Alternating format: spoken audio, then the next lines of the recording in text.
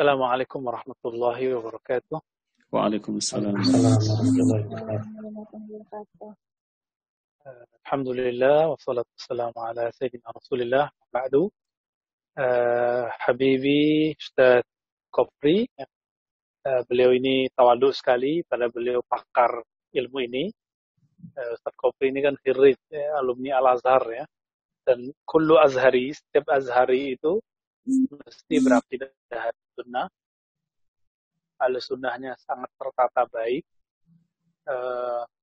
Tapi mungkin karena beliau ingin berbagi tugas ya. Dan memang kita harus berbagi. Namal mu'minuna ikhwah, orang beriman itu bersaudara. Ya. Baik, kenapa kita masih perlu membahas akidah Ahlussunnah? Nanti insya Allah ke depan Ustaz Kopri kita akan membedah dari yang basic aja dulu ya, Aqidatul Awam.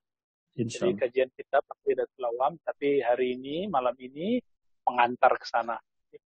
Mengenai siapa Ahlussunnah, sanad Ahlussunnah, kemudian pengantar terhadap hukum akli, hukum adi, hukum nakli, insyaallah. Itu yang akan kita bahas malam ini. Jadi, manhum Ahlussunnah? Siapa sebenarnya Ahlussunnah?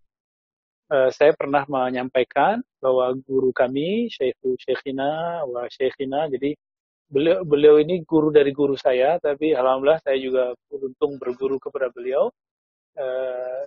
Sayyidi Syekh Hasan Hitu ya, Muhammad Hasan Hitu. Beliau ulama Suria yang tinggal di Frankfurt ya, ngajarnya di mana-mana, ngajar di Saudi, ngajar di Kuwait dan ngajar juga di negara kita ini. 2006 alhamdulillah itu pertemuan yang sangat luar biasa bagi saya bersejarah. Ngaji ke beliau diuji dulu ya. Kebetulan ujian ke saya pertanyaannya, kamu belajar apa? Saya jawab saya belajar kitab sunnah. Nggak ditanya apa-apa lagi, cuma tanya bab apa sekarang yang pelajari. Saya jawab dengan ala kadarnya lalu lolos. Sedangkan yang lain ada yang diuji dengan hafalan alfiahnya. Nah ini berkah belajar sunnah. Jadi ketemu guru-guru ahli sunnah, nggak diuji aneh-aneh. Waktu itu kalau diuji alfiah ya kacau juga ya, karena saya nggak hafal alfiah di waktu itu. Sekarang kita bukan umur menghafal, tapi umur memahami. Ya. Jadi nanti seumuran kita yang hadir ini, yang join ini, tidak usah kemudian sibuk menghafalkan teks Al-Quran. Hafalkan, kalau mau hafal Quran aja yang dihafalkan. Selain itu cukup dipahami, diamalkan. Karena umur hafalan kita sudah lewat. Jadi kalau mau sibuk istighal bil hifzi, ingin minat menghafal, hafalkan saja kalam Allah yang sudah dijamin oleh Allah Subhanahu wa taala. Jadi siapa Ahlussunnah? Kan di Quran nggak ada kalimat Ahlussunnah. Ada nggak di Quran Ahlussunnah? Nggak ada lafaz itu di Quran. Di hadis nggak ada juga eksplisit. Kecuali hadis dhaif Dailami, ya, Tabrani. Ternyata kalimat Ahlussunnah itu sama dengan ahlul hadis, ahlul tafsir, tapi ingin menjelaskan pewaris Nabi. Ini berlaku nanti ke ilmu tasawuf, ilmu tajwid. Semua ilmu ini tidak ada namanya di zaman Rasulullah, tapi kemudian dia menjadi ada namanya, barangnya sudah ada di zaman Nabi Sallallahu Alaihi Wasallam. Sekarang banyak orang yang mengaku pakar ini, tapi ternyata ilmunya bukan ini. Ya, itu banyak juga ya. Nah, manhum Ahlussunnah, maka siapakah mereka Ahlussunnah? Jawabannya sederhana. Cukup menggunakan hadis Imam Tirmizi, Abu Dawud, dan Imam Ahmad ya. Suatu kali Nabi Shallallahu Alaihi Wasallam menyebutkan tentang perpecahan umat. Ya. Apa kata Nabi? Tataftariku ummati ala 73 firqah. Umatku akan terpecah menjadi 73 firqah. Ya. Kulluhum finnar illa firqah wahidah. Semua masuk neraka, artinya mereka mampir dulu ke neraka tapi tidak kekal, kecuali satu firqah. Lalu kemudian Nabi SAW bertanya, Man hiya ya Rasulullah? Siapakah itu wahai Rasulullah SAW? Sebentar ya. Baik, lalu Nabi SAW menjawab, ya, ma'ana alaihi wa ashabi. Ya. Yang mana aku ada di atasnya, alaihi wa ashabi. Dan juga sahabatku. Maksudnya apa? Kelompok yang mempunyai hubungan dengan Nabi Shallallahu Alaihi Wasallam, hubungan pemikiran, hubungan sanad keilmuan. Ini yang disebut ma'ana alaihi wa ashabi. Karena Nabi mengatakan ini di hadis Imam Tirmizi, maka karena semua kelompok ingin menjadi pewaris sah Nabi, semua kelompok hari ini mengatakan, kamilah yang ikut Nabi, kamilah yang ikut sahabat Nabi. Semua kelompok. Nah, lalu gimana cara untuk menyelesaikan masalah ini? Lebih mudah lagi. Kenapa lebih mudah? Coba kalau ada orang ngaku keturunan Rasulullah, gimana cara menyelesaikan masalahnya? Itu mudah sekali. Caranya adalah minta dia membuktikan bahwa dia mempunyai silsilah secara biologis kepada Nabi Sallallahu Alaihi Wasallam. Nah, hal yang sama kita bisa pakai, kita gunakan kaidah ini. Ketika ada orang ngaku Ahlussunnah, kita tanya, mana silsilahmu pada Rasulullah Sallallahu Alaihi Wasallam secara keilmuan? Kalau dia jawab, oh zaman gini nggak perlu pakai sanad, nah udah ketahuan dia bukan Ahlussunnah. Ya. Orang fisik ngaku Habib aja harus punya silsilah keilmuan nasab, ya, sanad. Masa untuk hal yang lebih urgen, yaitu tentang akidah, tentang pemahaman, terus nggak punya sanad. Oh Ustadz, kita kan buku-buku sudah dicetak semua. Tahu dari mana pemahaman saya, kita semua benar?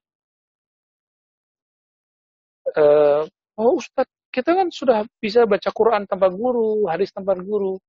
Loh, lupa bahwa dulu sebelum baca Quran, kita berguru dulu baru bisa baca Quran. Oh, ya kan? Giliran baca Quran butuh guru. Kenapa giliran memahami Al-Quran nggak punya guru? Itu cerdas atau keblinger?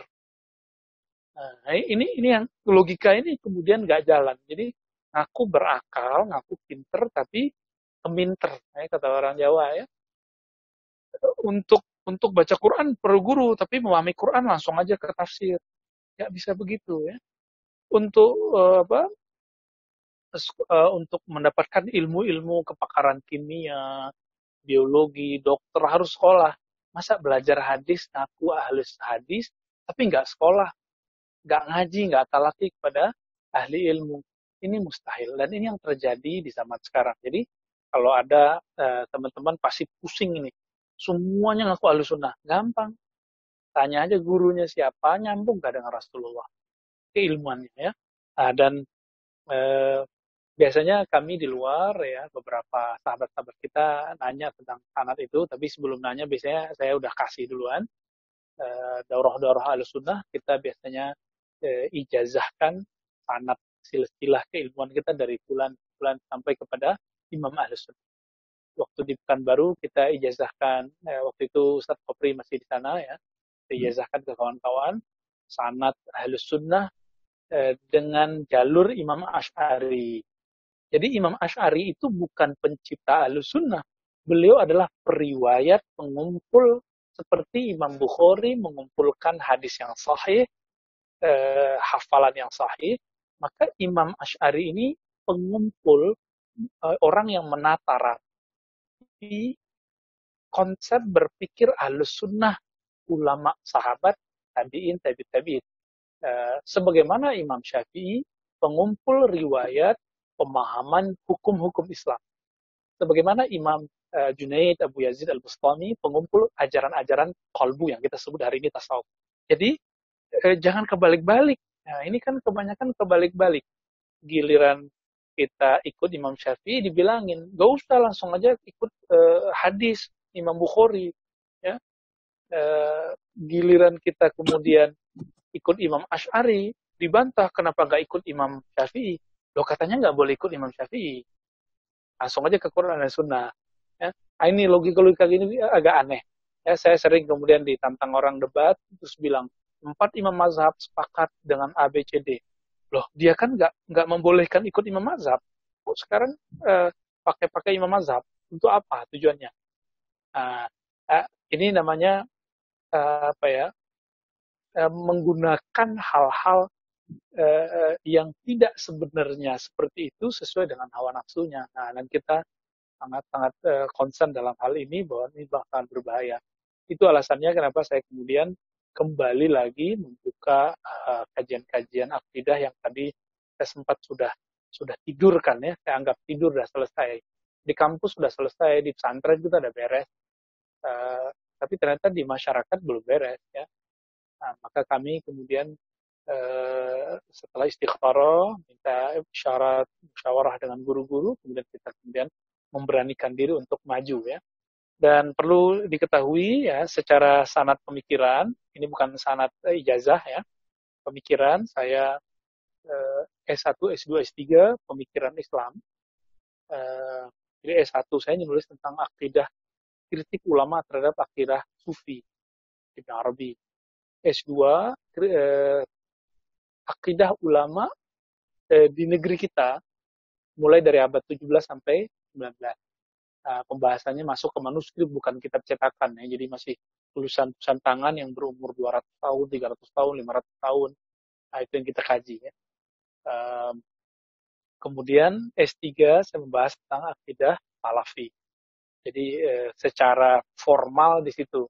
Kemudian yang kedua, saya belajar hadis di Ma'had Darussunnah dengan sanad ke Allah yarham almarhum Syekhuna Ali Mustafa Yaqub. Beliau punya sanad ke murid-murid Hadratus Syekh Hasyim Asy'ari ya. Kalau sebelumnya di Sumatera saya mengambil sanad keilmuan kepada Abuya Nu'man Bashir ya. Beliau orang Persatuan Tarbiyah Islamiyah. Kalau tadi jalur ulama pendiri NU ya. Tapi perlu diketahui saya tidak ikut organisasi manapun ya. Saya yang penting dia Ahlus Sunnah, saya bersama mereka gitu. Mau itu NU, Muhammadiyah, Persatuan Tarbiyah, mau itu Wasiliyah, Mukhairat, ya, NW, apapun, yang penting dia Ahlus Sunnah, Pak nama aku. Ya. Saya mendukung mereka. Kemudian saya 2006 tadi yang saya katakan di awal, alhamdulillah ngaji pemikiran dan sanad dua-duanya kepada Tuan Guru Syekh Dr. Hasan Hitu. Nah inilah nahdoh fikriyah saya di sana setelah ketemu beliau dalam akidah ya. Kalau dalam hadis ketemu Syekhuna Ali Mustafa, hadis dan fikih lebih tepatnya, dalam akidah guru kita tadi. Ataupun dalam kerohanian lebih banyak lagi, dalam ilmu kalbu mungkin tidak cukup waktu kita untuk menceritakan siapa saja ya. Baik. Jadi secara keilmuan ke sana arahnya. Dan semua mereka adalah Ahlus Sunnah, Asy'ariyah, Maturidiyah. Suatu kali Syekh Hasan itu tertawa. Apa kata beliau? Hal yang paling aneh hari ini adalah orang bertanya apakah Asy'ariyah itu Ahlus Sunnah. Apakah Abul Hasan Asy'ari Imam Ahlus Sunnah? Itu paling aneh. Dan orang-orang aneh itu sekarang banyak. Ini aneh bukan aneh ghuraba, tapi aneh versi beliau itu adalah juhala. Ya. Silakan diterjemahkan sendiri juhala itu apa ya. Baik teman-teman semua. Jadi ketika orang mengatakan saya Ahlus Sunnah, saya lebih sunnah, saya dikit-dikit nyebut Bukhari Muslim, belum tentu dia Ahlus Sunnah. Ya, Ahlus Sunnah itu kita sudah sebutkan sebelumnya terbagi 3 ya. Ahlus Sunnah dalam fikrah pemikiran, kemudian Ahlus Sunnah dalam fikih amalan, lalu Ahlus Sunnah dalam akhlak tasawuf. Semuanya harus bersanad.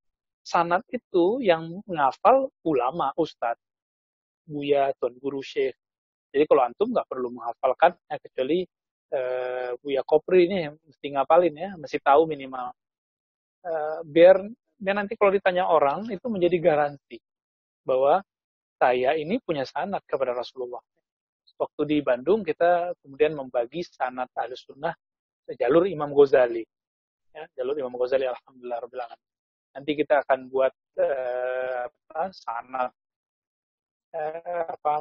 menyebutkan sanad ke Imam Syafi'i, ke Imam Baihaqi dan imam-imam lain di waktu yang lain insya Allah. Ya. Nah, jadi manhum Ahlus-Sunnah, siapa itu Ahlus-Sunnah?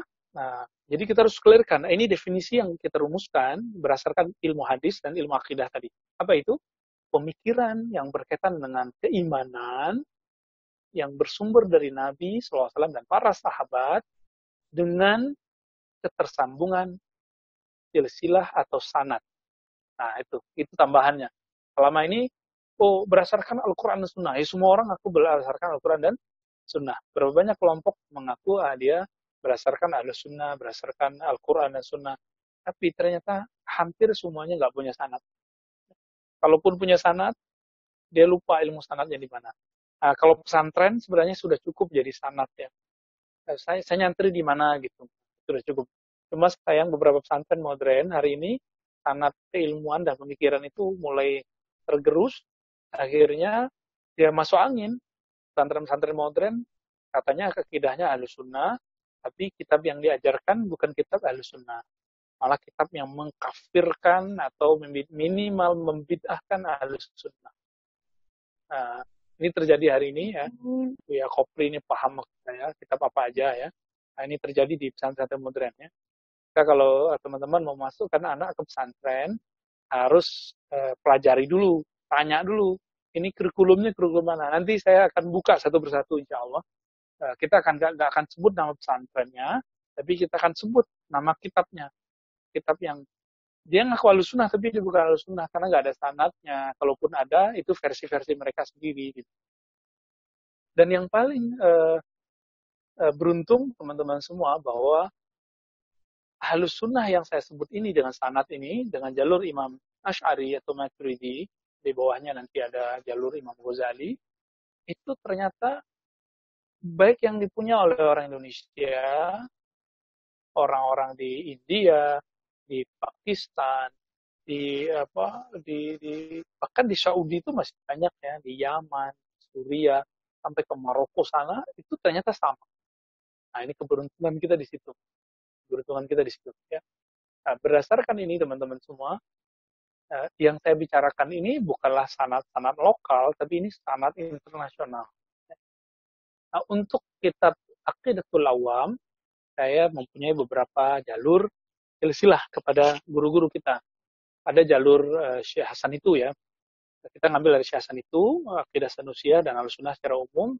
Beliau berguru ke Syekh Yasin Al-Fadani, Al-Makki, ini orang Indonesia tapi udah lahir di Mekah, besar di Mekah, berkebangsaan sana ya. Kemudian beliau mengambil dari gurunya Syekh Umar Bajunaid. Umar Bajunaid ini berguru langsung ke Said Ahmad Zani Dahlan. Said Ahmad Zani Dahlan berguru kepada Said Ahmad Al-Marzuki, pengarang penyusun Aqidatul Awam. Al-Marzuki ini namanya menginspirasi banyak ulama-ulama Betawi, maka saya udah ketemu beberapa keturunan ulama di Betawi, itu rata-rata buyut kakeknya itu namanya Marzuki ya. Nah ini efek sebenarnya, kenapa? Dulu kiai-kiai lama, syekh-syekh lama, tuan-tuan guru lama, ajengan-ajengan lama, mereka ketika ngajar itu nyebutin nih pengarangnya siapa, sehingga jamaah itu senang, wah ini Imam Marzuki gitu kan. Mahmud Al-Marzuki atau Amr Al-Marzuki ya, nanti kita cek. Itu jalur Syekh Hasan itu. Ada jalur yang lain, jalurnya melewati murid-murid Said Muhammad, sama nanti ada yang juga jalur sana, juga ada yang jalur Syekh Hussein Usairon ya. Kemudian juga ada jalur, saya tertarik menyebutkan jalur Indonesia, khususnya karena saya dulu waktu kecil ngajinya kepada ahli qiraah di Padang, saya sebut sangat. Saya dulu belajar kepada Abu Ya Dahnar, umurnya sekarang udah 85 lebih kayaknya ya. Beliau berguru kepada Syekh Abdul Malik. Beliau lama di Mekah, 5 tahunan, kemudian disuruh pulang ibunya, beliau buta. Beliau berguru kemudian kepada Syekh Muhammad Arsyad. Bukan Al-Banjari, tapi Al-Minangkabawi ya. Syekh Muhammad Arsyad ini plus mursyid tarekat Naqsyabandi, beliau hafiz Quran, memahami qiraah sab'ah, 7 qiraah sab'ah. Kemudian beliau ngambil dari ayahnya yang berumur 150 tahun, Syekh Abdurrahman Al-Batu Anfari, ya, Al-Minangkabawi. Beliau langsung ketemu dengan mu'alif ini, kitab ini, yaitu Al-Imam Al-Marzuki, ya, Sayyid Al-Marzuki. Jadi teman-teman semua, ini beberapa jalur, masih ada jalur-jalur yang lain. uh, bahwa akidah kita Ahlus Sunnah dan ini buktinya. Kita punya standar. Nanti beliau nyambunglah kepada Imam Sanusi, Imam Ghazali, langsung ke Imam Asy'ari, nanti nyambung. Di lain waktu kita sebutkan sanadnya atau nanti saya kirim ke Buya Kopri insyaallah ya. Insyaallah. Nah, ini sanad ya. Kalau nggak sempat baca kan nanti di recordnya bisa diulang ya, silakan nanti diulang. Kenapa perlu bersanad? Hari gini kok perlu bersanad? Iya, sanad itu jaminan kebenaran. Sanad itu jaminan orisinalitas. Sanad itu jaminan orang akan berbicara hati-hati. Nah, ini yang dikatakan oleh Al-Imam Al-Hafiz Al-Nasik Al-Zahid Ibn Al-Mubarak. Laula al-isnad, kalau bukanlah karena orang punya sanad, punya ijazah, punya guru, laqala man syaa ma syaa. Maka siapapun akan berkata sesukanya. Aku di Ahlus Sunnah. Cukup dengan mengatakan ini riwayat Bukhari, Muslim, dia jadi Ahlus Sunnah, tentu tidak. Ya. Dengan saya pakai kopiah, saya pakai begini, pakai baju koko, celana jingkrang, pakai sarung, pakai kamis, saya jadi Ahlus Sunnah, belum tentu. Belum tentu. Itu baru meniru penampilan ulama Ahlus Sunnah. Belum tentu Ahlus Sunnah. Jadi Ahlus Sunnah itu fikrah, pemikiran, amalan, fikih. Yang ketiga, rohani. Nah, oleh karena itu disebutlah ada tasawuf Ahlus Sunnah, ada yang tidak Ahlus Sunnah. Ada fikih Ahlus Sunnah, ada fikih Ahlul Bidah. Ada akidah Ahlus Sunnah, ada akidah Ahlul Bidah. Ini memang begitu. Jadi jangan heran nanti kalau ketemu dia ngaku Ahlus Sunnah, tapi ternyata nggak benar. Nah, berarti sanadnya nggak ada. Dia ngaku benar, ternyata menyimpang. Itu terjadi. Kenapa? Qala man syaa ma syaa. Siapapun akan ngomong sesukanya kalau dia tidak punya silsilah. Nah, ketika ahli pemikiran menerima pemikiran gurunya, ahli amal menerima amal gurunya, ahli kolbu menerima kerohanian gurunya. Begitulah sampai kepada zaman Rasulullah. Dan ini nggak mungkin didapat dari kitab, teman-teman semua. Kitab itu nggak ada nyawanya. Ya. Maka dulu ketika Syekh Hasan itu mensyarah satu akidah kepada kami, lalu sampailah beliau menceritakan tentang beliau ngaji kitab Tahawi dulu di Mesir ya, karena beliau Azhari juga, atau S2 S3-nya di Al-Azhar. Lalu beliau mengkritisi salah satu pensyarah kitab, penjelas kitab. Dikritisi oleh orang, masuk kitab ini dikritisi, ini kan imam. Apa jawaban seorang Syekh di Al-Azhar tersebut? Hal tusaddiquni wa ana hayy wa hal tukazibuni wa ana hayy wa tusaddiqu wa huwa mayyit. Apakah kamu percaya pada kitab itu pada pengarang itu mati, tapi nggak percaya kepada aku sedangkan aku masih hidup? Gitu. Sanadmu jelas gitu. Nah, kalau di Mesir itu mungkin Buya Kopri pernah ngaji ya kepada Sidi Syekh Hasan Syafi'i ya. Pernah Ustaz ya? Pernah. Alhamdulillah. Nah, itu luar biasa itu. Nah, kalau generasi yang sudah agak lebih muda lagi, tapi di atas kita juga umurnya, itu Syekh Said Fodah. Syekh Said Fodah ya. Ada Syekh Anas juga di Suriah. Kalau Syekh Fodah itu di mana namanya? Yordan ya. Nah, teman-teman semua, ini jadi setiap kali muncul orang yang ngaku Ahlus Sunnah tapi palsu, akan Allah kirim Ahlus Sunnah yang asli. Allah akan bangkitkan Ahlus Sunnah. Inilah salah satu makna dari inna nahnu nazzalna dzikra wa inna lahu lahafizun. Jadi ayat ini tidak hanya jaminan terhadap huruf teks Quran, tapi juga isi Quran. Sesungguhnya kami yang menurunkan zikra. Kenapa digunakan zikra bukan Quran? Karena isinya Al-Quran adalah zikra. Zikra peringatan.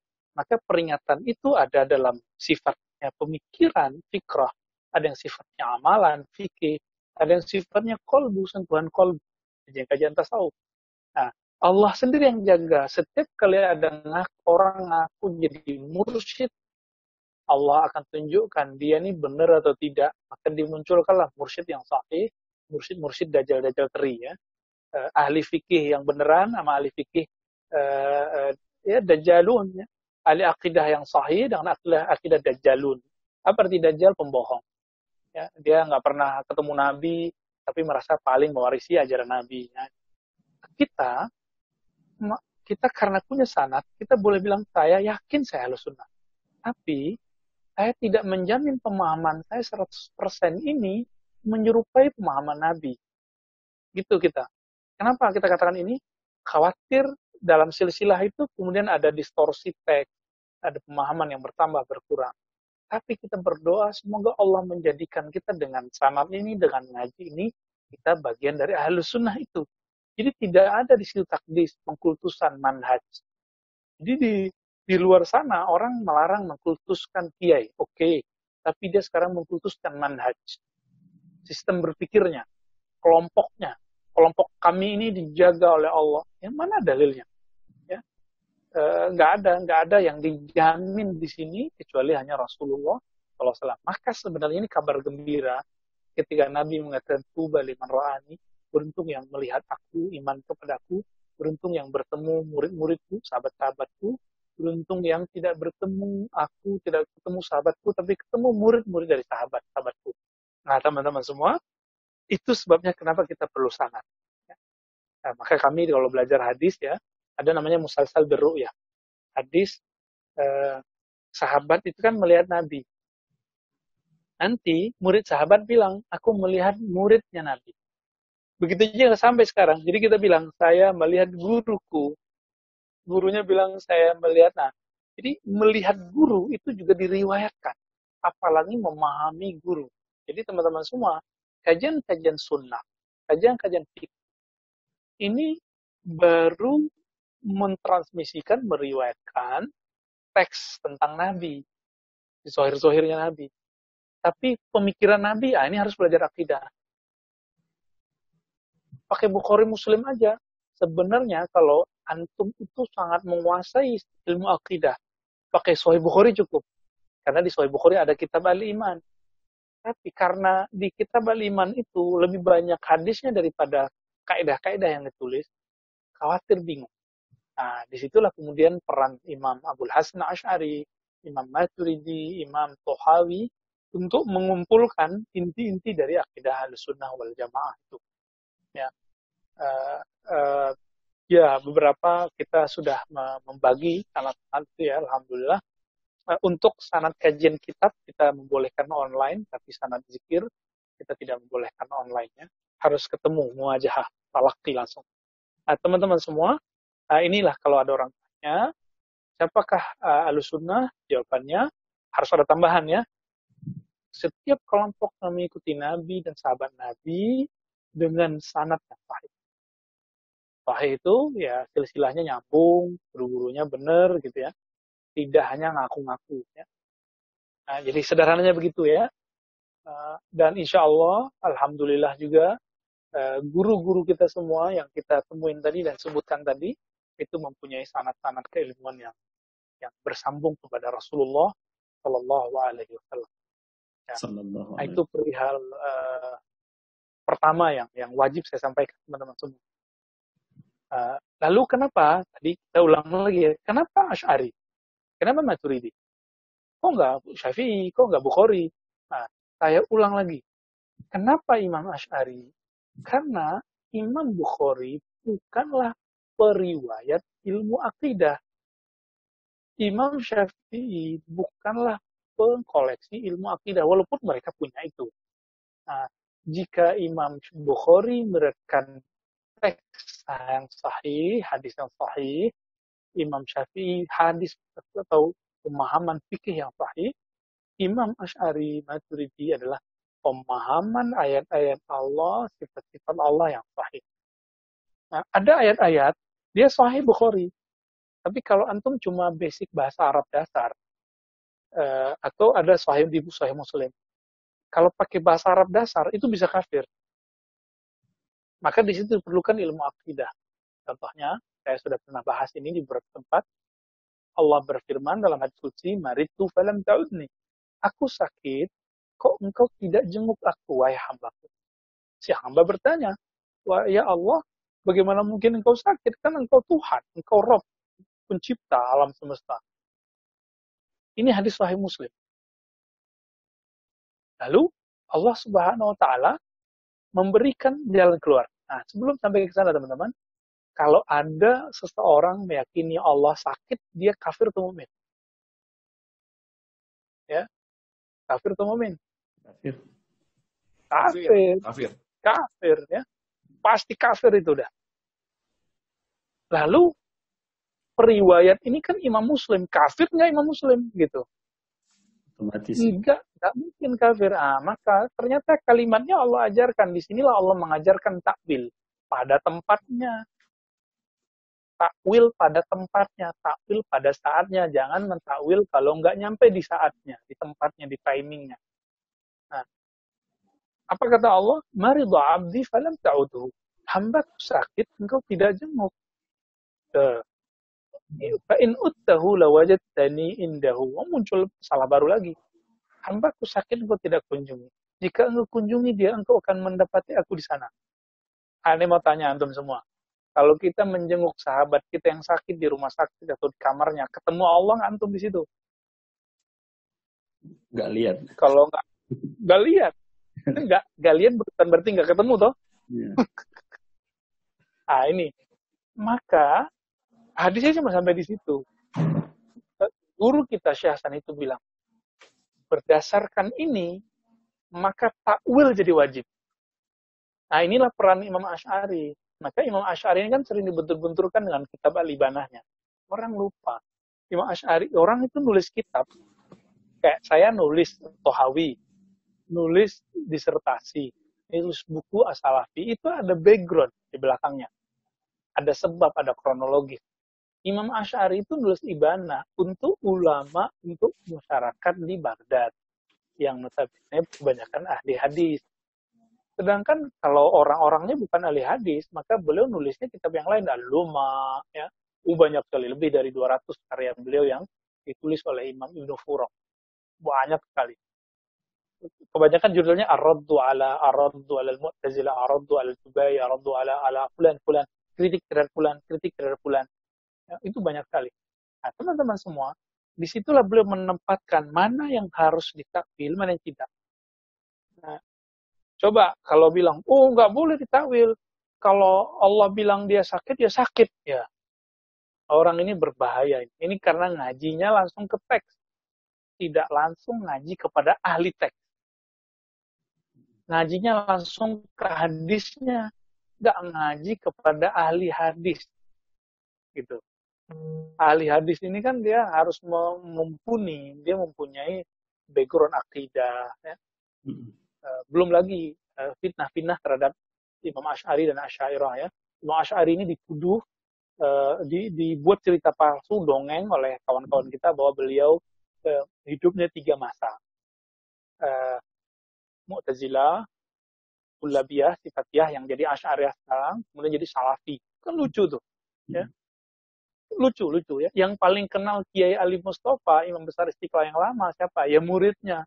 Salah satu muridnya saya, misalnya gitu. Maka saya sangat kenal beliau. Bagaimana murid-muridnya lain itu bisa dikonfirmasi. Tanya ke kawan saya, Ustadz Ubaid, ya, Ustadz Sofin, senior saya Ustadz Andi, Ustadz Syarif. Itu kalau tanya ke mereka, ada kelas kita, Ustadz Asfi, ya. Nah, tanya ke mereka, sama cerita kami. Jadi yang kenal guru siapa? Murid. Sekarang ada musuh ngomongin seorang guru. Dipercaya nggak sama murid-murid?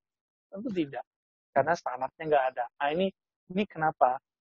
Al-ihtimam bil isnadnya, mementingkan sanad itu penting. Itu hal-hal yang doruri. Di zaman ini bagi saya sangat darurat.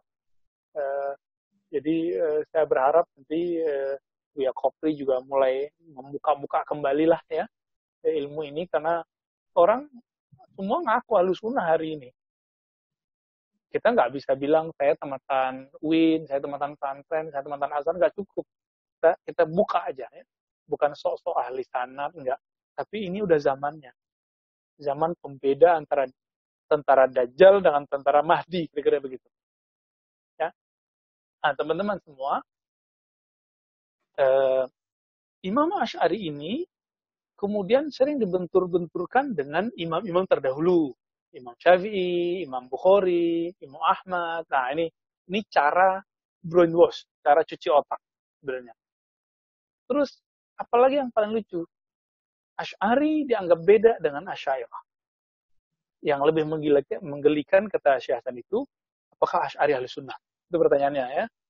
Uh, dan yang tambahan belakangan ini ya mungkin sudah viral di beberapa kajian bahwa Imam Asy'ari atau Asy'ariyah hanya meyakini 7 sifat, 7 asmaul husna. Ini lebih kacau lagi ya. Akibat apa? Karena mereka hanya membaca secara otodidak, tidak ngaji kepada ahlinya, sehingga tidak bisa mengkonfirmasi bacaan dia sama nggak. Nah, ini gaya-gaya orientalis lama, hati-hati. Kita ini kritik-kritik orientalis, benci orientalis. Tapi gaya orientalis. Orientalis lama itu ketika mereka jelek-jelekin Islam, itu kan mereka baca satu teks, lalu memahami sendiri ala dia, lalu mereka berjurnal buku. Muncullah kemudian Ignaz Goldziher, John Ball, ya. Banyak itu tokoh-tokoh ini, Yosef Sach, yang kesimpulan mereka apa? Hadis Nabi buatan ahli fikih abad kedua ketiga. Mereka nggak konfirmasi kepada ahli sanad. Nah, ini gaya-gaya orientalis, jadi gaya-gaya otodidak. Gaya otodidak ini dalam ilmu hadis adalah cara belajar yang paling lemah dan paling dhaif, paling mardud dalam ilmu hadis. Jadi teman-teman semua, saya ingin sengaja manas-manasin pikiran kita lagi lah ya. Untuk masalah ini kita harus serius. Untuk kajian ini memang nggak bisa ngaji sambil ketawa, nggak bisa. Memang harus butuh kefokusan ya. Kalau ngaji ketawa sama Kiai Fulan aja ya. Kalau antum mau ketawa sendiri juga boleh, tapi jangan ajak-ajak kita ya. Baik. Apakah ini kemudian isu-isu ini benar? Nanti kita akan bahas satu persatu, insya Allah, pada tempatnya. Apakah benar sifat Allah cuma 7? Asma Allah yang dipercaya oleh Asy'ari cuma 7. Nanti kita akan jawab pada bagian-bagian tertentu, insya Allah. Ya. Nah, yang mau saya sebutkan pada malam ini adalah tentang Imam Asy'ari. Imam Asy'ari ini, Abul Hasan al-Asy'ari, beliau ini orang Basrah, keturunan Abu Musa al-Asy'ari, Daudnya zaman Nabi. Jadi Nabi Daud itu suara indahnya itu ternyata muncul turun di sahabat Nabi Abu Musa al-Asy'ari. Abu Musa al-Asy'ari inilah kalau boleh disebut sahabat yang mengajarkan bibit-bibit akidah Ahlussunnah sebagaimana ajaran akidah Ahlussunnah Asy'ariyah. Kenapa? Disebutkan dalam hadis Imam Bukhari bahwa keluarga Yaman Bani Asy'ariyah datang kepada Nabi SAW dan bertanya. Apakah pertanyaan mereka? Pertanyaan inilah kemudian dikembangkan menjadi ilmu akidah atau ilmu kalam, ilmu tauhid. Apa kata mereka? Kaifa kana Rabbuna? Bagaimanakah Allah Subhanahu wa Ta'ala? Nah, itu pertanyaannya. Apa jawaban Nabi SAW? Kana Allah wala syai'a. Allah ada dan tidak ada sesuatu pun bersamanya. Belum ada aras, belum ada kursi, belum ada langit, belum ada bumi, belum ada manusia, belum ada malaikat, belum ada Muhammad, Nur Muhammad, belum ada semua. Nah, Allah ada dan belum ada semua. Nah, pertanyaannya teman-teman semua, maka muncul dalam kaidah ulama berikut. Allah itu sendiri. Setelah menciptakan alam semesta, Allah menjadi berdua nggak? Allah ada nggak yang bersamanya? Setelah menciptakan aras, langit, bumi, menciptakan antum, Allah kemudian menjadi rame nggak? Jika antum mengatakan ada sesuatu selain Allah, bersama Allah, hati-hati. Kita sudah membatalkan zikir-zikir kita yang kita baca pada sholat. La ilaha illallah wahdahu la syarikalah. Tiada yang disembah selain Allah, yang Maha Esa, dan tidak ada serikat baginya. Maka jangan pernah samakan wujud kita ini dengan wujud Allah. Nah, nanti di Aqidatul Awam, kita akan sampai ke pembahasan apa itu wujud. Insyaallah. Nah, pertanyaan Abu Musa al-Asy'ari dalam Sahih Bukhari ini, Sahih Bukhari itu jadi data ini dikembangkan oleh Imam Asy'ari. Nah, itulah menjadi akidah Asy'ariyah. Bagaimana di Sahih Bukhari itu juga ada bab fikih dikembangkan oleh fikih belakangan. Ya. Jadi jangan lagi bilang ikut akidah Bukhari aja, ya itu logika yang amburadul ya. Manhaj berpikir yang nggak teratur. Sama kayak orang bilang, eh, kepala saya sakit perut gitu. Nah, itu kan begitu. Jadi nggak nyambung.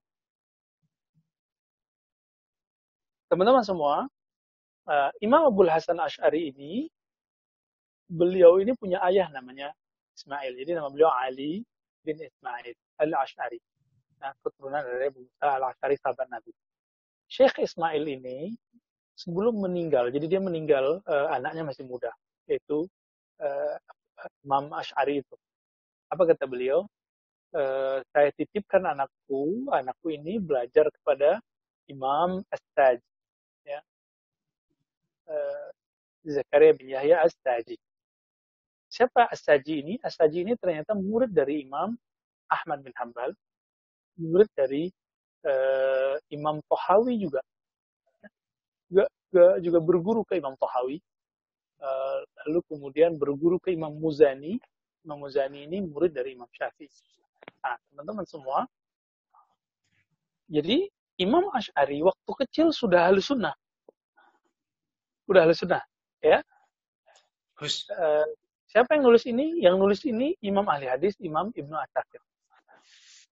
Nah, dipertegas lagi nanti oleh Dr. Tauqiyah, ya, yang mentaktik, yang mengedit kitab Al-Ibanah. Lalu ibunya karena janda muda dilamar oleh seorang ulama besar namanya Al-Jubba'i, Abu Ali Al-Jubba'i. Otomatis karena ayahnya sudah berganti, maka karena ayahnya juga ulama tapi kalangan Mu'tazilah, belum ngaji ke sana. Imam As-Taji kemudian beliau nggak intens ke sana, ya. Tapi sudah selesai lah, ngaji akidahnya udah beres. Karena faktor lingkungan itu, maka beliau kemudian menjadi Mu'tazilah. Mu'tazilah ini kelompok yang kalau mereka punya dasar hukum pertama itu sumbernya adalah akal, baru kitab, sunnah, ijma. Gitu. Ini sebagian ditulis oleh Imam Mu'tazilah, pengarang kitab Syarah Usul Khamsah. Nah, jadi mereka dalil pertama itu akal. Ahlussunnah tidak. Akal itu hanyalah alat memahami Al-Quran dan Sunnah. Tidak setara dengan Quran, tidak setara dengan Sunnah. Maka akal bisa salah, tapi Quran dan Sunnah tidak salah. Nah, ini perbedaan kita dengan Mu'tazilah. Ya. Jadi sama-sama menghargai akal, tapi porsinya berbeda. Jadi keliru kalau banyak orang mengatakan Ahlussunnah Asy'ari, ya, tidaklah mendahulukan Quran dan Sunnah, tapi akal. Nah, dia nggak ngerti. Akibat karena baca kitab tanpa berguru. Jadi atau membaca dari musuh-musuh yang tidak mengerti, mengkritisi Asy'ariyah. Tapi kemudian beliau menemukan karena sudah ada basic Ahlussunnah. Apa yang diajarkan oleh Al-Jubba'i ini kemudian setelah beliau dewasa berbentur. Jadi ketika beliau berumur 30-an, di akhir-akhir 30, 38, 9 itu, ya. Di situ mulai bergejolak. Beliau kemudian mulai mendebat gurunya, Abu Ali Al-Jubba'i ini. Debatnya sangat masyhur. Nah, saya ulanglah di sini, teman-teman. Apa perdebatannya? Kata Al-Jubba'i, Allah itu hanya berkehendak yang baik-baik. Yang gak baik-baik itu bukan kehendak dari Allah. Jadi bagi Al-Jubba'i, kehendak Allah itu ridha Allah. Dalam Al-Sunnah tidak. Allah berkehendak apa saja. Bagaimana Allah berkehendak menciptakan Adam, Allah meridai Nabi Adam. Allah berkehendak menciptakan iblis, tapi tidak meridai iblis. Ya. Allah menciptakan iman dan kufur, lalu Allah hanya meridai keimanan, lalu membenci dan meridai kekufuran. Nah, begitu. Imam Asy'ari kemudian memberikan pertanyaan konsep Mu'tazilah bahwa Allah hanya menghendaki kebaikan. Disinilah gugur rontok semua ajaran Mu'tazilah di kepala Imam Asy'ari. Apa kata beliau? Wahai ayahanda, ya, ayah tirinya, kalau ada 3 orang, satu orang anak kecil, ya, satu orang kafir, satu orang mukmin. Nanti bagaimana mereka ketika dihisab nanti? Anak kecil meninggal, masuk di mana? Di surga atau neraka? Dijawab oleh Al-Jubba'i, dia masuk surga. Kemudian orang kafir meninggal, masuk neraka.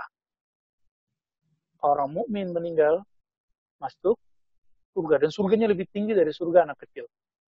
Kata Imam Asy'ari, wahai tuan guru, kalau nanti anak kecil itu bertanya, wahai Tuhan, ya Rob, kenapa engkau taruh aku di surga yang rendah? Dijawab oleh Allah, karena engkau meninggal waktu kecil belum beramal. Nanya lagi, ya Rob, kenapa engkau tidak panjangkan umurku sehingga aku bisa setinggi orang beriman itu? Apa jawabannya? Kalau aku panjangkan umurmu, engkau pasti kafir. Maka aku matikan engkau ketika masih kecil. Itu kata Jubai. Oh gitu ya. Kata Asy'ari, ini masuk nih, jurusnya masuk. Wahai Tuan Guru, nanti orang kafir akan nanya, ya Rob, ya Allah, kenapa engkau tetap membiarkan aku hidup, sedangkan engkau tahu aku bakal mati kafir? Kok nggak dimatikan waktu kecil? Sehingga aku masuk surga yang rendah itu, nggak apa-apa juga. Disitulah Al-Jubai tidak bisa jawab. Nah, mulailah gejolak bertambah, dan itu baru satu dialog ya, masih banyak dialog-dialog yang lain dalam kitab Ibnu Asakir disebutkan sebagian. Nah, membuat Imam Asy'ari kemudian beralih kepada ajaran Ahlus Sunnah ditambah dengan isyarat-isyarat bermimpi bertemu Rasulullah SAW. Maka beliau kembali lagi jadi Ahlus Sunnah yang diajarkan oleh Imam As-Saji. Jadi tidak benar kemudian beliau menjadi Asy'ariyah sekarang, Kulabiyah, bukan menjadi kemudian baru menjadi Salafi, itu tidak benar ya. Itu keliru besar. Nanti kita bisa cek dalil beliau Salafi pun tidak pas. Ya. Tapi kira-kira itu teman-teman semua. Jadi akidah ini, akidah bersanad, akidah Ahlussunnah, inilah garansinya. Saya setelah belajar ini baru menemukan kemantapan berpikir sehingga digoyah bagaimana aja nggak bisa. Itu anugerah besar dari Allah SWT. Jadi ini yang disebut istiqamah fil fikr, istiqomah berpikir. Ada istiqomah dalam fikih amalan, itu agak berat ya dalam amalan. Apalagi istiqomah dalam ilmu qalbu itu lebih berat lagi. Baik, kira-kira itu pengenalan tentang manhum Ahlussunnah, siapa Ahlussunnah, siapa imamnya, gimana cara membuktikan Ahlussunnah. Nah, kira-kira itu teman-teman semua. Semoga ini jadi awal yang baik, yang berkah, insyaallah. Tafadhal Buya Kopri, kalau mau ada tanya jawab silakan. Barakallahu fikum Buya, alhamdulillahirabbil alamin atas penjelasan yang sangat luar biasa, ringkas, lugas dan sangat jelas ya apa yang disampaikan oleh Buya Rozi. Fitria Hanifah. Siapa saja yang termasuk Ahlussunnah? Ya, tadi kita udah jawab ya. Dalam fikih, akidah siapa? Ya. Tadi silakan diulang lagi. Izin bertanya Ustaz. Iya. Oke, ya. Ustaz, saya izin bertanya. Silakan dengan apakah saya juga sedang belajar. Tadi Ustaz sempat bilang untuk usia saya juga ini udah 40 tahun. Ada apa tidak wajib untuk menghafal matan, karena ada sebagian juga ketika saya mengikuti daurah-daurah yang bersama lainnya bahwa untuk mendapatkan senat tersebut harus toran matan gitu. Sedangkan tadi Ustaz bilang untuk yang terutama untuk usia-usia seperti saya ini tidak harus menghafal untuk matan. Ya, itu aja Ustaz. Terima kasih. Assalamualaikum warahmatullahi wabarakatuh. Iya ya. Pak Farul ya. Ya, seumuran kita, seumuran antum itu nggak perlu menghafalkan lagi. Adapun yang di beberapa pesantren, beberapa syekh harus disetorkan dulu. Itu sebenarnya targetnya untuk mu'alim. Jadi yang diijazahin nanti bakal jadi guru gitu. Idealnya menghafal. Kalau bagi saya tidak. Yang bagi saya itu yang penting fikrohnya nyampe. Jadi pemikirannya bisa ditransfer. Gitu. Ya. Mohon maaf Bu ya, tadi sempat terputus saya. Tadi ada pertanyaan juga terkait dengan masalah sanad Bu ya. Apa saja pertanyaannya lebih kurang begini karena hilang dari laptop saya. kalau seandainya kita dengan tatap muka seperti ini, apakah itu sudah sah dinyatakan kami yang mendengarkan Buya ini sebagai murid yang bersambung sanadnya kepada Buya dan kepada guru-guru yang lain? Nah, itu pertanyaan kurang Buya. Ya, sah ya, di zaman sekarang sudah sah. Dan syaratnya yaitu ya, mendengarkan utuh, mendengarkan dengan seksama. Makanya kita membedakan ngaji di YouTube dengan ngaji di Zoom. Di YouTube ya Zoom sambil tiduran dan nggak ada kontak. Ini kan masih ada kontak. Teman-teman semua, ini kan kita belajar dari orang-orang ahli eksak. Energi itu kan tidak pernah hilang. Betul.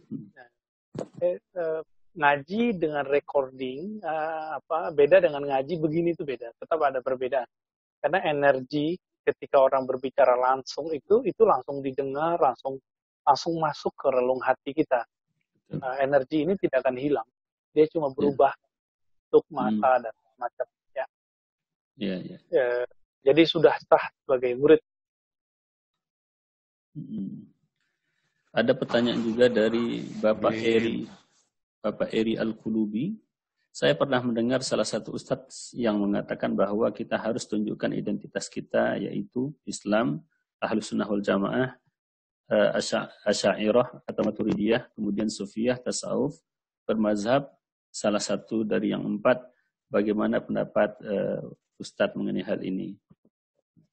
Oh ya, itu bukan barang baru, itu sudah kesepakatan semenjak zaman awal abad 20 itu sudah muncul ya. Kemudian dipertegas kembali dalam Muktamar Ahlus Sunnah tahun 2016. Anehnya apa? Uniknya, Hadratus Syekh Hasyim Asy'ari, pendiri pesantren-pesantren di Jawa, itu beliau sudah menulis itu dalam risalah Ahlus Sunnahnya, bahwa Ahlus Sunnah itu ya 3 tadi. Akidah Ahlus Sunnah Asy'ari, bermazhab 4, dan bertasawuf. Itu ternyata ketika dimuktamarkan 2016, beliau nulis itu kan belum kemerdekaan. Oh, kalimatnya sama. Pendiri Perti di Sumatera, Wasilia, kemudian Al Khairat di Sulawesi, NW, sama semua di Banjar, itu sama semua. Jadi Muktamar 2016 itu cuma menegaskan apa yang selama ini sudah menjadi ijma. Nah, ini yang disebut ijma. Jadi ulama Ahlus Sunnah telah ijma. Ahlus Sunnah itu ya Asy'ari, Ahlus Sunnah itu ya Maturidi, Ahlus Sunnah itu ya bermazhab fikih, Ahlus Sunnah itu ya bertasawuf. Jadi kalau ada yang di luar ini, kita bertanya, ini Ahlus Sunnah jenis apa lagi? Melanggar ijma itu bagian dari mukhalafah berbahaya ya. Sangat berbahaya. Nah, ini yang mau dibongkar oleh mereka sekarang, yang mau mereka ganti. Mereka mau ganti ini semua nih. Jadi teman-teman, cuci otaknya mereka sudah sangat berhasil. Kita nggak boleh diam. Kami kalau diam, kami yang berdosa. Ini sudah fardhu kifayah. Kita kemudian harus angkat bicara. Kita mulai membuka lagi kitab-kitab ya, tamparan bagi kita ini. Ada orang aku Ahlus Sunnah, aku bisa diam aja. Padahal dia bukan Ahlus Sunnah itu. Ya. Kira-kira begitu ya. Jadi sudah benar itu. Itu patronnya sudah kaidah yang sudah baku. Kalau saya nyebutnya sudah ijma lah ya. Baik, Buya. Jelaskan. Pertanyaan berikutnya, Buya, langsung dari Bapak Danindra. Ya. Ustadz, apakah perbedaan ilmu kalam, akidah, dan tauhid? Ada yang mengatakan ilmu kalam itu sangat rendah dan hina. Mohon penjelasannya. Nah ini, mereka-mereka ini yang ngomong begitu. Nggak paham sejarah. Orang kalau ngerti sejarah, kalimat tauhid saja itu bukan Ahlus Sunnah yang pertama munculkannya. Ahlus Sunnah itu dulu tidak menggunakan istilah-istilah begini. Tauhid ini dulu yang pakai pertama kali Mu'tazilah. Maka mereka disebut Ahlu Tauhid Muwahhidun. Jadi kalau sekarang orang bilang ilmu kalam bid'ah, tunggu dulu, ente ngerti sejarah nggak? Kira-kira begitu ya. Oh, ilmu kalam nggak boleh bid'ah. Ilmu kalam di zaman itu dianggap sebagai fun. Jadi ilmu kalam itu isinya adalah perdebatan-perdebatan tentang tauhid. Nah, perdebatan tentang konsep-konsep kemaksuman Nabi, sifat-sifat Allah, ahwal akhirat, akhir zaman. Nah, ini semua kemudian dijadikan bahan diskusi, disebutlah ilmu kalam. di zaman Imam Syafi'i al-kalam itu identik dengan Mu'tazilah. Maka beliau mengatakan aku zina, lebih aku pilih daripada kalam. Tapi Imam Muzani mengatakan dan Muradi ya, mereka ini menyaksikan Imam Syafi'i berkalam-kalam ketika datang kelompok pengikut Qadariyah. Bengong semua murid. Beliau mengharamkan kalam, tapi kok giliran datang ahli kalam, beliau debat ahli kalam itu sampai tunduk. Tapi beliau panggil Imam Muzani. Apa kata beliau? Ente ini berkahan dari Allah adalah di fikih, jangan belajar kalam. Tapi yang lain beliau nggak larang. Jadi ketika seorang guru melarang seorang murid belajar satu ilmu, belum tentu dilarang ke murid yang lain. Nah, yang jadi guru tuh paham maksud saya ya. Kita akan melihat bakat-bakat murid kita di mana. Nah, ilmu kalam ini kemudian menjadi momok ketika Imam Ahmad bin Hambal masuk penjara karena persoalan kalam. Apakah kalam Allah makhluk atau tidak? Setelah satu abad, jadi dari zaman Imam Syafi'i itu muncullah Imam Asy'ari. Ilmu kalam Mu'tazilah itu kemudian dibantah semua, berubahlah trennya kalam dari ala Mu'tazilah menjadi ala ahlus sunnah. Maka di abad keempat itu sudah beda makna kalam dengan abad ketiga. Nah, kesalahan pensyarah akidah Thahawi namanya Ibnu Abil Is, dia tidak melihat kronologi sejarah ini. Nah, kesalahan itu diwariskan. Nah, itu masalahnya. Sampai sekarang diwariskan. Apa itu? Tidak memahami perubahan makna kalam dari abad kedua, ketiga, sampai keempat. Murid dari murid Imam Asy'ari namanya Baqillani. Itu kan ditanya orang, ente kok suka banget debat? Apa jawaban beliau? Kalau kita diam, nanti akan kejadian lagi seperti imam kita, Imam Ahmad, masuk penjara. Padahal seharusnya dia bisa debat, tapi dia diam. Nah, ini alasan Imam Baqillani. Nah, oleh karena itu, kalamnya Asy'ari beda dengan kalamnya Mu'tazilah. Yang haram itu, kalau versi orang awam ya, kalamnya Mu'tazilah. Kalau orang alim belajar kalam Mu'tazilah boleh. Dia tahu mana kesalahannya, mana kelemahannya, kekurangannya. Jadi, ilmu kalam itu perdebatan tauhid. Tauhid itu isinya ya inti dari kalam itu sendiri. Nah, di kampus disebut ilmu akidah. Ya. Bahkan kalau di UIN sudah ada tren berbeda. Di IKI, PT IKI, kampus-kampus Islam, STAI, ilmu kalam itu ilmu tentang aliran-aliran. Jadi sudah beda makna lagi di Indonesia. Masa belajar aliran-aliran bid'ah sama dengan berzina? Enggak dong. Ya. Jadi beda zaman, istilah itu udah beda makna.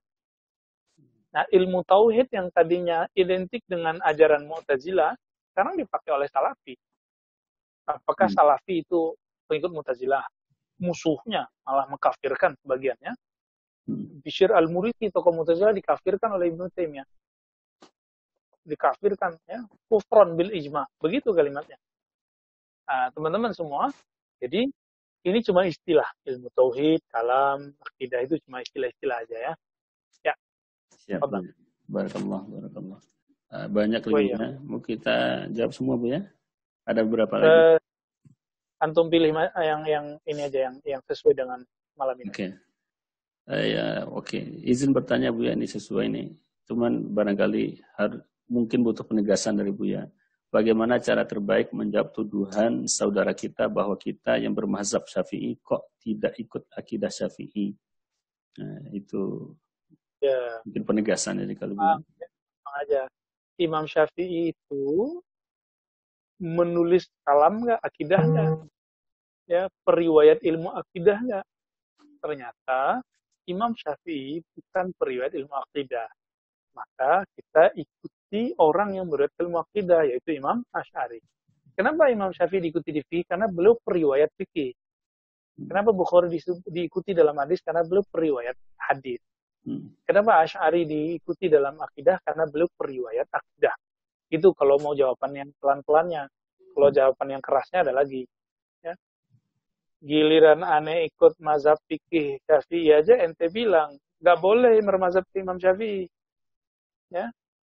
Giliran aneh ikut Asy'ari, ente bilang ikut Syafi'i aja, kenapa nggak ikut Syafi'i? Konsisten nggak? gak konsisten. Ya. Kita ini kan senang dengerin hadroh, dengerin qasidah, nasyid. Saya ini kan pencinta nasyid, lagi nasyid Malaysia itu ya. Lagi nasyid baru, Maherzen apa. Lalu mereka kirim tulisan, imam 4 mazhab mengharamkan musik. Loh, bukannya nggak boleh ikut imam mazhab? Ya kan? Ini tinggal dibalik aja, jadi nggak usah dijawab-jawabin pakai dalil. Dibalikin aja kalimatnya. Gitu. Jadi karena mereka main akal-akalan, kita akal-akali balik. Kalau mereka pakai dalil, baru kita aju ke kekuatan dalil. Gitu. Baik, ya.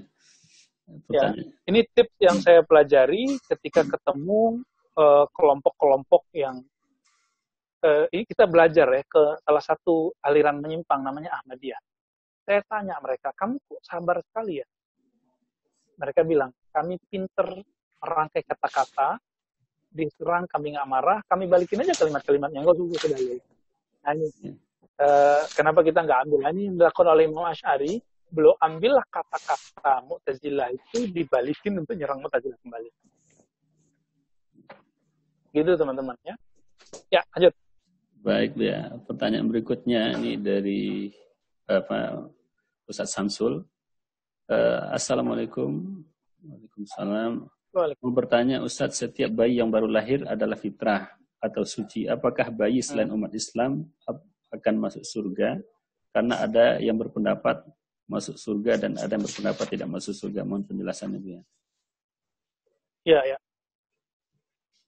Agama ini dia beda dengan fitrah ya. Tapi kemudian kata Islam itu ada makna harfiah, ada makna istilah. Ketika Nabi menyebutkan kullu maulud yuladu alal fitr, dalam riwayat Baihaqi alal Islam. Ya. Setiap anak terlahir dalam keadaan fitrah atau Islam. Islam itu artinya ketundukan kepada Allah Subhanahu wa taala. Nah, jadi bukan Islam dalam artian istilah, yaitu rukun Islam.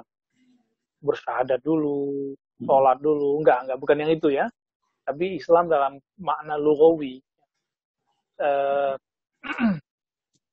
Kemudian, apakah orang-orang di luar Islam yang lahir, anak kecil itu juga disebut Islam yang benar fitrah. Mereka terlahir dengan fitrahnya. Fitrah ini sebenarnya nanti yang akan membimbing mereka mencari kebenaran. Apapun agamanya. Nah, oleh karena itu teman-teman, jangan meremehkan Islam keturunan. Islam keturunan itu mahalnya bukan main. Jadi mulai malam ini, tolong hargai itu Islam keturunan. Jangan bilang, ente lo Islam keturunan, nggak bener. Enggak. Islam keturunan itu mahal. Itu anugerah dari Allah SWT. Anugerah dari alam azali sana sudah. Sampai ke zaman ini. Zaman kita hidup di dunia ini. Coba antum kalau lahir sebagai non-muslim. Nggak ngaji malam ini. Jadi berhenti ngejek Islam keturunan. Islam keturunan itu nikmat. Namanya ni'matul ijad. Nikmat diwujudkan oleh Allah sebagai muslim. Nah, ini yang disebut semua orang terlahir sebagai muslim. Nah, jadi Islam keturunan itu sah. Nah, adapun mereka-mereka yang terlahir dalam muslim, jika meninggal sebelum mukallaf, dewasa, maka dia dihitung sebagai orang meninggal dalam keadaan fatrah. Zaman kosong, jadi nggak ada kewajiban. Surganya paling rendah nanti itu ya. Wallahu ta'ala alam. Tempat. Baik, Bu ya. Barangkali ini yang terakhir, Bu ya, sebelum kita tutup kajian pada malam hari ini. Ya. Ini bagaimana cara yang tepat ketika menyikapi kawan-kawan dekat yang sinis dan selalu mencela akidah Asy'ari, Thahawi, Maturidi ini. Apakah baiknya diam saja? Terus, mohon maaf Bu ya sebelumnya, apakah 3 manhaj ini, Thahawi, Asy'ari, Maturidi, dalam pertanyaannya, memiliki cabang-cabang atau kajian-kajian keragaman lagi dalam prakteknya? Itu yang terakhir. Ya, sebagaimana mazhab Syafi'i itu nanti ada cabangnya, Baghdadi, ya, Khurasani, ada Misri. Maka dalam tradisi ilmu akidah juga sama. Bahkan Asy'ari sendiri ketika bicara ke ahli Baghdad, manhajnya beda dengan ketika berbicara orang Basrah. Dengan kitab luma'nya itu berbeda. Jadi itu bersatu orang, tapi ada kesamaan inti. Yang berbeda hanyalah kaedah pembahasan. apalagi di Salafi ya, antara Ibnu Taimiyah dengan Ibnu Qayyim juga udah beda, antara Ibnu Taimiyah dengan Muhammad Wahab juga udah beda, Muhammad Wahab dengan bawahannya nanti udah beda, tapi kesamaannya ada di ideologi uluhiyah, rububiyah, asma sifat. Itu kesamaannya. Nah, perbedaannya itu juga panjang lagi ya. Maka dalam akidah Asy'ari, ini akidah Asy'ari ini karena berkembang luas, maka minimal terbagi 3. Asy'ari filosofis, bukan debat. Ada Asy'ari muhaddis, yang ini Imam Baihaqi. Kalau yang filosofis ini adalah Fakhruddin Ar-Razi, termasuk Ghazali sebelum beliau berubah jadi Sufi ya. Kemudian Asy'ari Sufi. Nah inilah imamnya Imam Junaid ya. Mereka juga berbicara kalam, Imam Qushairi, Imam Ghazali, ya di zaman ini masih banyak. Dan ini mereka nggak beda, mereka cuma berbeda bahasa. Ketika kaidah Ahlussunnah Asy'ari ini dibicarakan ke orang-orang al-Aqidah, muncullah Imam Fakhrul Razi dengan istilahnya yang rumit. Ketika berbicara kepada ahli hadis, muncullah Imam Baihaqi. Ketika berbicara ke Sufi, muncullah Imam Junaid, ya, guru dari Imam Asy'ari itu sendiri. Jadi betul-betul mix. Nanti muncul Ghazali, kemudian imam-imam ahli zikir itulah ya. Jadi teman-teman semua, mereka itu hanya berbeda ibarat, tapi tidak berbeda usul. Perbedaan ibarat itu dianggaplah sebagai perbedaan furu' dari mereka. Dan itu akan terjadi terus sampai kiamat nanti ya. Tadi lagi pertanyaannya Ustaz? Ini lupa. Ya. Oh ya tadi sikap kita terhadap orang yang ngejek remeh. Yang itu ya. Saya berkali-kali mengatakan dalam Al-Qur'an Allah mengatakan wa'arid 'anil jahilin. Berpalinglah dari orang-orang yang tidak mengerti. Itu bahasa halusnya. Kalau bahasa kasarnya jahilin artinya apa? Orang bodoh. Ya itu orang bodoh, orang nggak ngerti. Berpalinglah kamu dari orang yang tidak mengerti. Imam Syafi'i mengatakan, aku kalau debat sama orang pinter, pasti aku menang. Tapi berdebat sama orang bodoh, pasti aku kalah. Ya. Kita bawa kitab, dia bawa link. Linknya banyak sekali ya. Link YouTube lah, link Google lah. Masa debat Ustadz pakai link-link itu kan nggak sopan. Saya kalau ada yang begitu udah nggak jawab-jawab lagi, nggak dilayani sama sekali. Mau debat kita, tapi semuanya pakai link. Artinya itu bukan original dia. Ilmunya sudah nggak original. Jadi mau bantah orang yang membaca kitab, tapi kita membacanya cuma link-link itu. Nah itu berkembang dan ilmu copy paste ini memang jadi satu mazhab sendiri sekarang ya. Mazhab Ahlussunnah palsu itu. Apa ilmunya? Ilmu ya manhaj al-copy pastiyah. Jadi copy begitu aja udah. Ya. Baik. Kita cukupkan barangkali malam ini kajian dengan Buya. Dan sebelum kita akhiri, saya jadi teringat dengan dari apa yang Buya sampaikan dari awal tadi tentang pentingnya kita punya guru. Dengan adanya sebagian daripada orang-orang yang berpikiran liberal yang mencoba untuk menghukum Al-Quran dengan ilmu nahu misalkan. Kenapa Allah katakan misalkan dalam Al-Quran waqala niswatun fil Madinah, seharusnya waqalat sesuai dengan ilmu nahu. Ujung-ujungnya Al-Quran yang dilemahkan. Kalau orang yang paham, maka dia tahu bahwa ilmu nahu itu lahir dari Al-Quran. Nah, tapi karena dia tidak paham, ujung-ujungnya Al-Quran yang dia tahkim kepada ilmu nahu dan juga ilmu-ilmu yang lain. Jadi inilah efek buruk kalau seandainya kita belajar agama tidak berguru, hanya belajar sesuai dengan apa yang sudah ada di depan mata kita tanpa tahu kronologis dari data-data yang ada di depan mata kita. Jadi mudah-mudahan kita bisa istiqomah dalam berguru dan juga insya Allah bu guru kita Buya Ar-Razi, insya Allah juga mudah-mudahan diberikan kekuatan dan juga kecintaan untuk bisa istiqomah juga mengajarkan kita. Mudah-mudahan sanad beliau bersambung kepada kita dan juga kepada anak-anak kita nanti setelah kita insya Allah. Terakhir saya mohon kepada guru kita untuk menutup dengan kalam penutup sekaligus menutup dengan doa. Kemudian setelah itu baru saya tutup sebagai MC. Silakan Bu. Ya, saya akan mengulang perkataan Imam Hakim ya. kata beliau bahwa al-isnad khasisatun. Isnad itu adalah kekhususan, keistimewaan, pembeda abadi, brand sejati yang membedakan antara ahlus sunnah hakiki dengan ahlus sunnah palsu. Ya.